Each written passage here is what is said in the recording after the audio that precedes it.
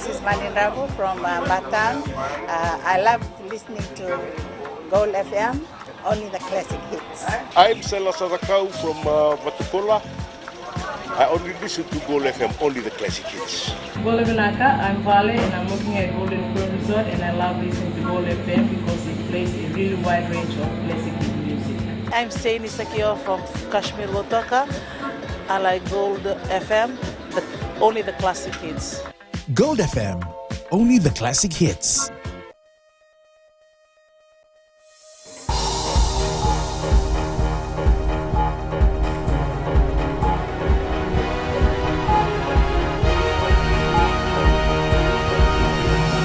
I'm Jackie Spade. This is FBC News. Tonight, government says interest rates will not change despite the scrapping of Data Bureau.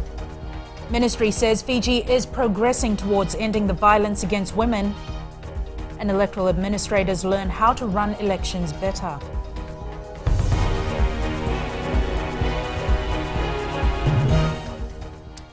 Interest rates shouldn't increase because of the scrapping of Data Bureau credit records. The Finance Minister stressed this while responding to questions on whether the banks are allowed to increase interest rates upon the scrapping of records. While one bank member of the Association of Banks says its chairman, Kevin McCarthy, consulted them before making the statement regarding increase in interest, the minister is adamant that at least two banks who are members of the Banking Association do not agree with the views of their chair. Farzana Nisha has more. It's the veiled threat to increase interest rates that's causing a storm in the banking industry and beyond. While the ANZ Bank admits that all banking members of the Association of Banks were consulted by their chairman before he made the comments about the increase in rates, the Finance Minister says some members didn't agree with their chairman, Kevin McCarthy's views. I'm sure that everybody who were party to the letter will want to forget the contents of it and want to move forward, and we hope that they do that. Because I'm sure, and I've already spoken to at least two banks, directly spoken to two banks, and they've said to us quite emphatically they did not agree with the contents of that letter that was written by the current president of ABIF. Syed Qayyum says these banks do not believe that the interest rates will increase. In fact, what they're saying, the business environment is good, that perhaps interest rate may even come down. The Finance Minister has again raised the issue of conflict of interest. BSP Life, Credit Corp and Tower Insurance are all shareholders of Data Bureau. I mean, that obviously, brings up a lot of issues, a lot of problems of conflict of interest. Now, in this particular instance, the current president of ABIF is also director of BSP Life, which is also a owner of Data Bureau. So, it's quite a sort of network of connections and interrelated parties, etc. But we're saying, notwithstanding all of that, we don't want to labor the point. Let's move ahead. Let's move forward. Don't become all sticky about it. Syed Qayyum says the matter needs to be put to rest. The Fair Reporting of Credit Act has been passed to give confidence and a fresh start to average Fijians. Farzana Nisha, FBC News. We now join Farzana live in the capital. Farzana, this story is certainly getting interesting. Has there been more progress this evening? Jackie, BSP's short response this evening is that its head and ABIF chairman, Kevin McCarthy, will make no further comments other than that which was issued earlier. Meanwhile, ANZ says it values Data Bureau services, but is confident that its current internal controls are up to the standards required to maintain credit quality in Fiji. What does that mean, Farzana? It seems, Jackie, that while members were consulted, they don't necessarily agree with their chair, and the ANZ is sending a very clear message tonight that despite others in the banking industry, it thinks that it can manage just fine without Data Bureau records. Jackie. Thanks for that update, Farzana. Fiji is making progress towards the eradication of violence against women and girls. Women's Minister Rosie Akbar made the comment during the Parliament Speakers debate in Suva last night. Farzana Nisha again with this story. Women's Minister Rosie Akbar says addressing the issue of violence against women is now important than ever, as most women do not report of violence against them. What we know from the Fiji Women's Rights Center survey is that 15%, only 15%, will report this violence to the police. The long-term cost or effects on the next generation can remain unseen for a long time until children as adults replicate the same abuse on their partners. Opposition MP Salote Rondondro says females are victims of this act because of the way they are perceived in our society. Through the stereotyping perception by men that women are subordinate in their families and in our communities. The vicious cycle of violence in our families and communities is giving a wrong message to our children that violence against women and children is tolerated in Fiji. Police Commissioner Brigadier General Sithiweni Ngilio says the recent trend in sexual offence cases have prompted the Fiji police to relook at its policing methods. However, the role of policing has become more challenging since the jurisdiction for policing in terms of patrol is restricted to public domains only. Recent reported cases show that the suspects in most cases are very close senior family members or acquaintances, usually related to or known to the victims. Hundreds of people gathered at the debate, which included representatives from the government, the opposition, police, civil society and the church. Razana Nisha, FBC News. The crime against women has increased by 6%, while there has been also a 13% increase noted against children this year compared to the same period last year. This was highlighted by Police Commissioner Brigadier General Sithiweni Ngilio at the Speaker's debate. Ngilio says these are only the reported cases, excluding the unreported cases. When we look at 2015, of the 2,651 reported sexual offences cases, women were victims of 1,698 of those reports. And on a disturbing note, of the 2,651 reported sexual offences cases, 650 involved children under the age of 17. Electoral integrity is utmost when planning or running an election. That is why the Commonwealth Electoral Network is meeting with the Pacific Islands Australia and New Zealand Electoral Administrators Network in Nadi this week to harness the message of accountability within their circles. Madhi Mbolai-Tamana has more. The head of the Commonwealth's political division driving the message of integrity in the electoral systems that will produce positive results. That electoral integrity is undermined by societal constraints such as poverty and conflict. On the other hand, integrity is strengthened by international linkages, networks, and by the design of political institutions, including impartial election management bodies. Attorney General Ayaz Syed Qayyum was chief guest at the opening of the three-day consultations on Denarau Island and spoke on the need for those in the electoral business to be apolitical. Credibility of it, you need to have a very apolitical approach in terms of the observers and the observation process itself. Should be a very apolitical approach. It should not be, in somehow the other, you're going to have cocktails with one group one night and cocktails with another group. Syed Qayyum says that in the Fijian experience, the buy-in from voters at the elections will come in if they are confident with the systems in place. We do not perhaps understand that.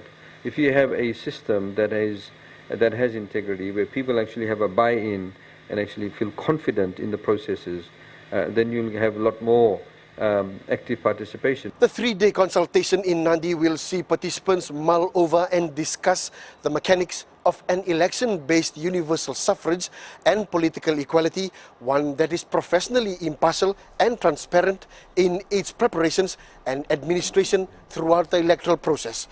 Madhi Mbolai-Tamana, FBC News. Prime Minister Vurenge Bainimarama has urged villagers in Verata Tailevu to utilize the money given under the Help for Home initiative wisely. Bainimarama yesterday visited the Naloto villages and assured them that the government is doing all it can to help them get back on their feet. The Prime Minister says he is hopeful the money and building materials will be used for the purpose it is given for.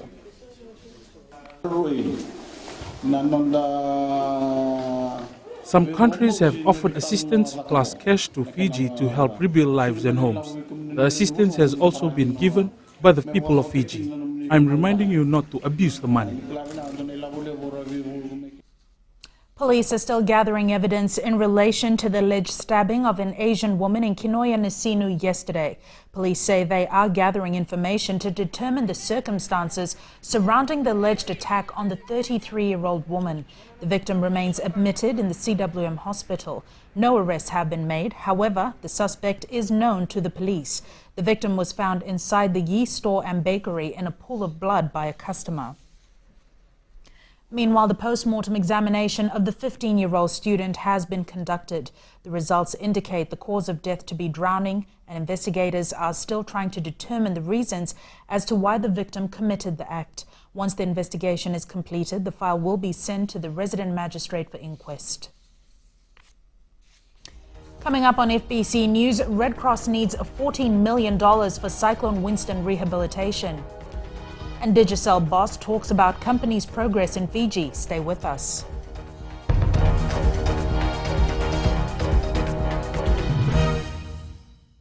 I'm Sarah, I'm from Papua, and I love listening to Today FM rocks. My name is Freddy, I'm from Gamiatong. I listen to Mario on the traffic jam every afternoon.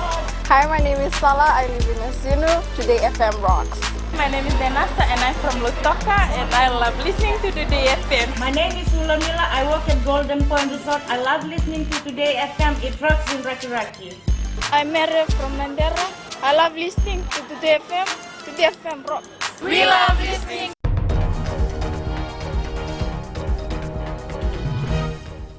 Welcome back, this is FBC News. Fiji Red Cross Society is expecting to use $14 million to complete all its rehabilitation process post-tropical Cyclone Winston. This has been confirmed to FBC News by the Red Cross Director General Felipe Nainova. Sainiani Boiler reports. Fiji Red Cross Society, with the support of its donor partners, has a big budget to ensure most Fijians are back on their feet post-Cyclone Winston. For the fall of next year, including the homes you're going to repair, the houses you're going to rebuild, close to $14 million. And it's a real challenge for us. We're a small national society, but we have received good support from the International Federation of the Red Cross, our partners, Australian Red Cross and New Zealand Red Cross, and working together with government, we and the people, we are confident that we will be able to achieve our targets. Nainova says they have received close to $4 million so far, which also includes non-food items assistance. He says they have visited more than 13,000 homes as part of Phase 1, which is expected to be completed by this month. Moving into recovery, where we are looking to build repair homes of more than 2,000 people, repair toilet facilities, do work with families with their health and hygiene, provide psychosocial support. This is extremely important. And also build 50 homes. Nainova says Red Cross is also partnering with National Disaster Management Office in identifying families that need help after tropical Cyclone Winston. Fiji Red Cross has provided humanitarian relief assistance to more than 47,000 people so far. Sainiani Boila, FBC News. The Parliamentary Standing Committee on Economic Affairs will begin public consultations tomorrow on the reform of the sugarcane industry bill. Committee Chair Lorna Eden told FBC News they will begin 5 days of consultation starting in the Western Division before moving to the North. Eden says they will start tomorrow morning in Singatoka before moving to Nandi in the afternoon, followed by Lautoka, Ba, Tavua and Rakiraki later in the week. The committee is expected to be in Sanganga on Monday next week before heading to Lambasa on Tuesday. The New Zealand government will further enhance its relationship with Fiji in the trade and education sectors. New Zealand High Commissioner Mark Ramsden says a lot has been planned to strengthen the relationship between both the countries. Shireen Shivan reports. New Zealand will now offer 20 new scholarships for Fijian students as of next year, as most are showing interest in taking up postgraduate studies. Our areas of focus are health sciences, agriculture and horticulture, finance and economics, and anything that can link back to disaster risk reduction, climate change adaptation. Currently, 29 Fijian students are studying in New Zealand. Another area in which the New Zealand government is focusing on right now is the trade opportunities between both the nations. There is quite a successful existing export pathway for quite a few Fiji products, for Dalo particularly, and for some other high-value products like eggplant, okra, long beans. The demand in New Zealand is really high for what Fiji grows. Ramsden says Fiji has a lot of export potentials despite being affected by the recent cyclones. Meanwhile, tourism remains a big part of New Zealand-Fiji economic relationship, as more than 22,000 New Zealanders visited Fiji in the first quarter of this year. Sharin Shivan, FBC News. Rebuilding and renovation works at the cyclone-ravaged Queen Victoria School in Tailevu is progressing well. Education Minister Dr. Mahendra Reddy visited the school yesterday to meet in person the head of the Indonesian Defence Force Regiment. Dr. Reddy says they want to offer all the support to the visiting troops so that they can speed up the process. The Indonesian Army is rebuilding the church, which is also used as a hall by the students for assembly. Plans are also in place to build a multi-purpose hall at QVS, which will be used for conferences. It will be used for conferences and student activities, public seminars and lectures, because we want a lot of academic activity here. So let's see whether we can get that in this run. Rebuilding works at the school is expected to be complete by mid-August. The head of the Digicel Group says Fiji can expect more investments in the medium to long term. Irishman Dennis O'Brien, the executive chair of the Digicel Group, was in Fiji today meeting the chief executives of all his Pacific operations. Dennis O'Brien, the head of the Digicel Group, on a rare visit to Fiji. Meetings centered around damage caused by Tropical Cyclone Winston, the Sky Pacific buyout, and future plans for the company. We're long-term investors. We believe in constant investment in our business, and we've been doing that particularly over the last 24 months. So we see ourselves in the Pacific adding more countries over a period of time, but also investing heavily in the connectivity, particularly in broadband. Digicel has massive investments in the Pacific region, but Fiji is showing the most promise. The mobile telecommunications company will continue to grow its network here and is even installing fiber optic cables from Samoa. Obviously, Fiji is probably the most economically developed country in the region. It has very far-sighted regulatory and plans from within the government in terms of developing broadband penetration. So we think that Fiji is a great place to invest in, and we're very encouraged. Over the next 12 to 18 months, Digicel will spend more on its network, expanding 4G and broadband connectivity. O'Brien says his newest acquisition, Sky Pacific, also needs more attention. There are plans to invest more money into content and service delivery. Edwin Nand, FBC News. Sports is up next. Here's Jamie. Good evening. Coming up, Ben Ryan pleased with Para 7's preparations. And Fiji Under-23 footballers happy with Brazil tour. This and more after the break.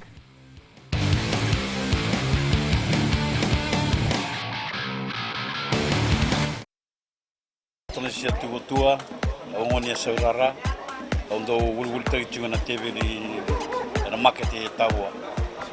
Ondo talitanga na waronga na Bula FM na bandu na siya. Bula na Fiji, na tango plasio mataire, ngon mai na bulu tabiuni, au satu ko nanti, ondo talita na warongo na Bula FM. Bula FM number 2 en seri.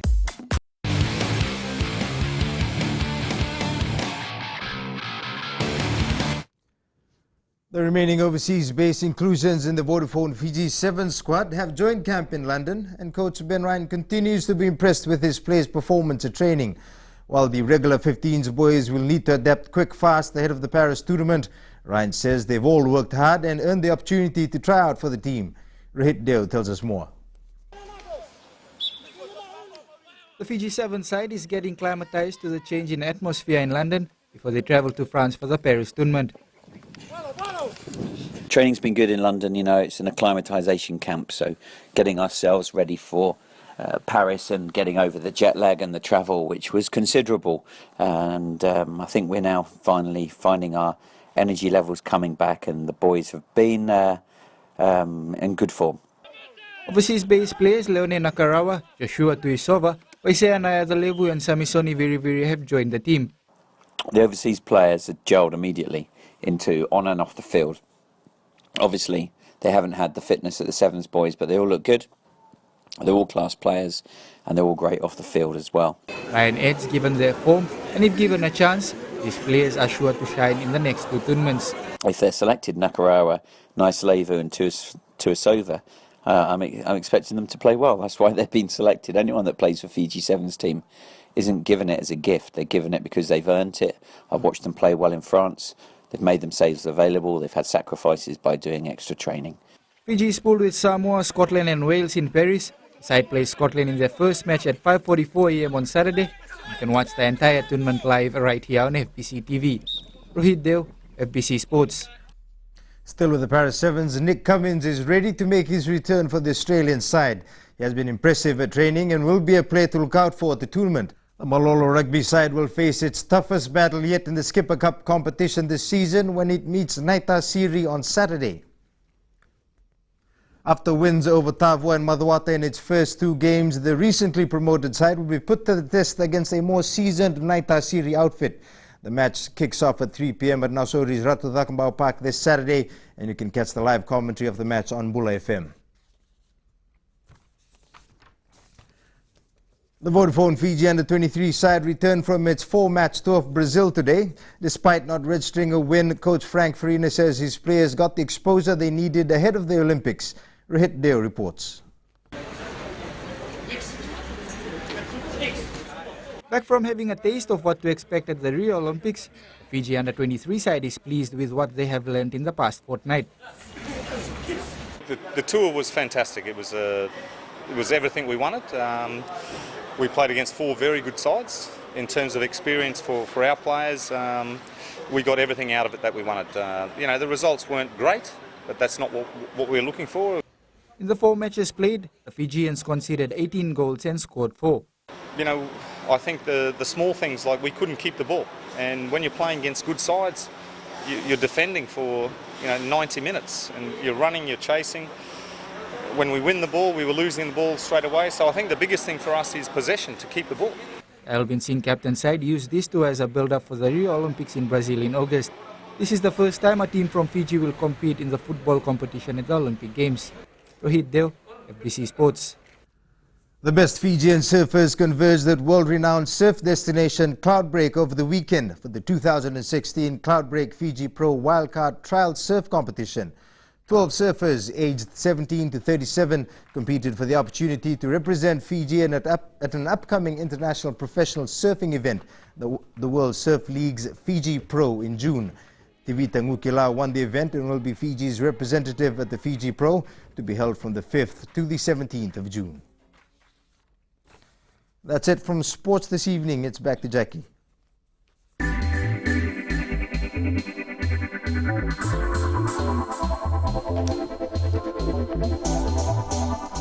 Vodafone ATH Foundation today handed over $30,000 to Hilton Special School. Hilton Organization Chief Executive Officer Surini Pereira says these funds will be channeled towards the children who require surgery overseas. Pereira says with the help of Vodafone ATH Foundation last year, they were able to send 5 children to Hawaii for surgery, and all were successful. Vodafone Fiji Chief Executive Pradeep Lal says the foundation has been in partnership with Hilton and financially supporting medical surgery for disabled children. In partnership, we have provided $30,000 to support the Hilton organization to send a number of students for medical evacuation to Hawaii. And I understand from the school that this is an ongoing program where a number of students are selected and sent to Hawaii, and the services there is offered is free of charge actually by the hospital.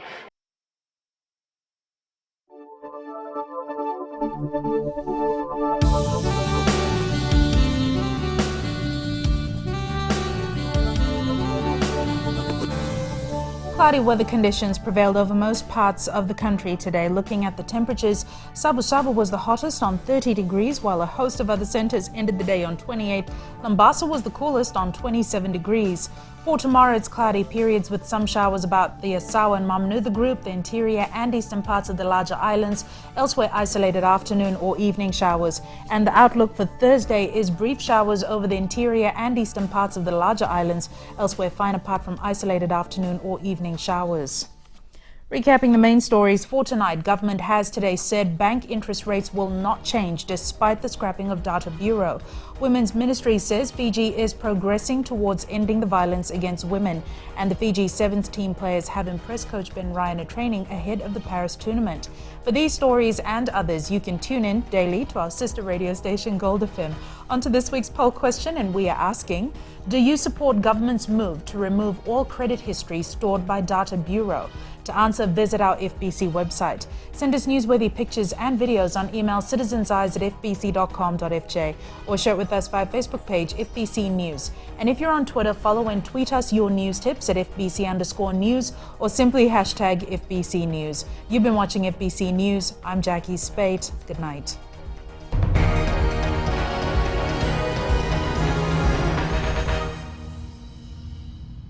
आपको खरगंगा की रंजिला का नमस्कार। Radio Fiji की सुंदर सुंदर यादों का खजाना एकदम बचपन के दिन याद करा देते हैं। हमारा नाम जोनी नायडू है, हम रहता है मलोरो में और हम टैक्सी ड्राइवर है। हम सब टाइम अपन टैक्सी में रेडियो फिजी 2 सुनता प्रोग्राम। हम सिंगाटोका के हैं, हमारा नाम है रोजी। हम लोग यहाँ पे रेडियो फिजी 2 सुनता है। राम राम, मैं रेमस प्रसाद बोलता हूँ, तब वहाँ में कोई रहता हूँ। मैं जब भी सुना रेडियो फिजी 2 ही सुनता हूँ। रेडियो फिजी 2 देश की धड़कन।